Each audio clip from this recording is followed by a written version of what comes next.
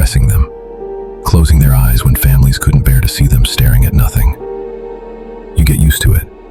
The cold, the stillness, the way a body feels like meat and bone and nothing more.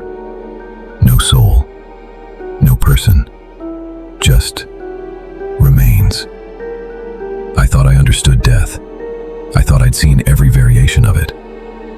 I was wrong. It was a Tuesday, late shift, around 2:47 a.m. I remember because I just checked my phone, thinking about how much longer until I could leave. The mortuary was underground, tucked beneath the hospital like a secret no one wants to acknowledge. Fluorescent lights buzzing overhead. That chemical smell, formaldehyde, bleach, something else I could never quite name. It gets into your clothes, your hair. You stop noticing it after a while. That night, I noticed it. It was stronger, heavier, like the air itself was rotting. I was working on a body, male, mid-40s, heart attack. Standard procedure, clean him up, prep him for the funeral home pickup in the morning. His skin was gray-white under the lights, cold to the touch. Rigor mortis had already set in hours ago, then released. His jaw hung slightly open, eyes half-lidded. Normal.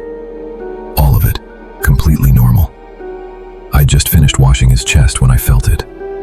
A change in the room. Not a sound, not a movement, just pressure. Like when you're alone in your house and suddenly you're certain, absolutely certain, you're not alone anymore. I looked up from the body. The mortuary stretched out in front of me. 3 other bodies along the far wall, each covered with white sheets. The metal tables gleamed under the harsh lights. Everything exactly as it should be. But my hands were shaking. I told myself it was nothing. Fatigue, too much coffee, the isolation getting to me. Then I heard it. A breath. Not mine. Longer. Wetter. Coming from somewhere behind me. I spun around. The body I'd been working on, the man with the heart attack, lay exactly as I'd left him.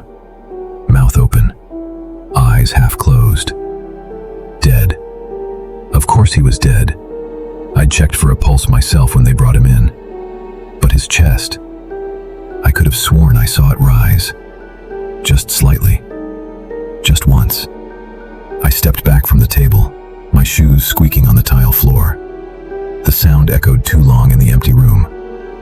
You're losing it, I whispered to myself. Get a grip. I turned back to my workspace, reaching for a towel. That's when the lights flickered. Once. Twice. Then a rapid strobe that made my vision swim. In those stuttering flashes of darkness, I saw movement. One of the sheets across the room, billowing slightly, as if disturbed by wind. But there was no wind down here. No windows. No ventilation strong enough to move fabric like that. The lights stabilized. My heart was pounding so hard I could feel it in my throat. I stared at the covered bodies, counted them.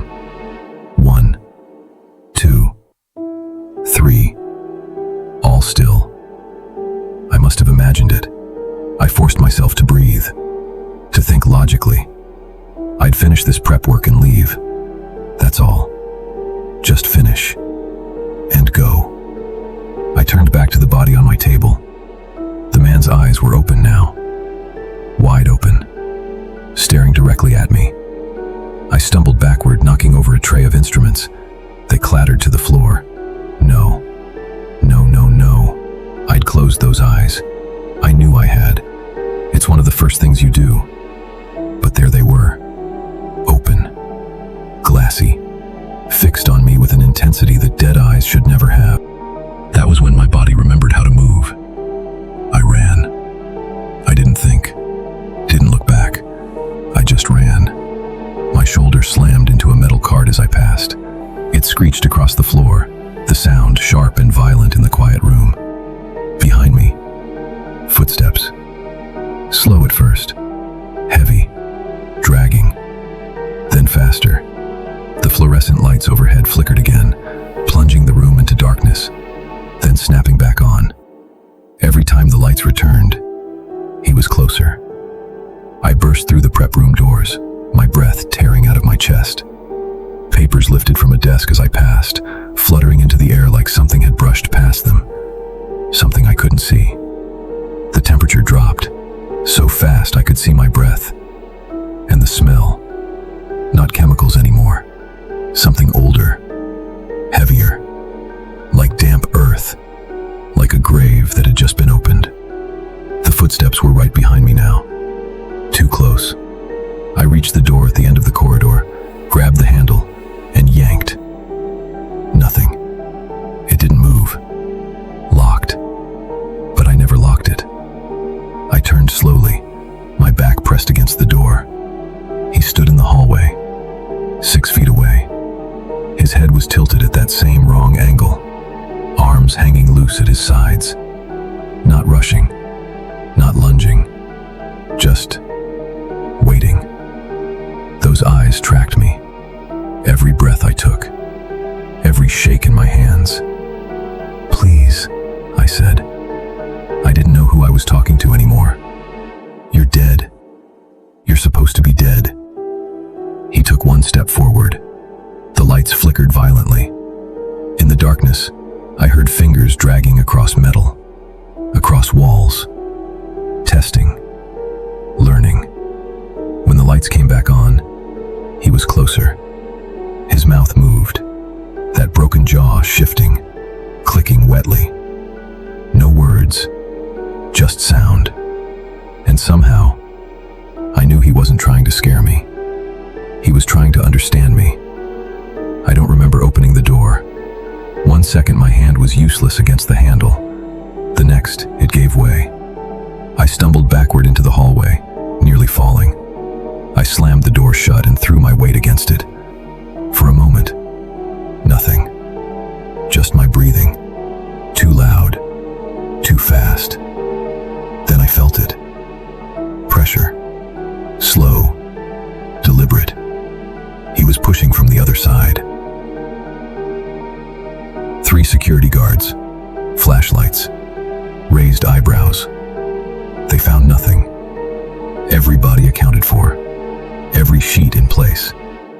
The man from my table lay exactly where he should have been. Flat, still, eyes closed, dead. They told me it was exhaustion, stress, the night shift playing tricks on my mind.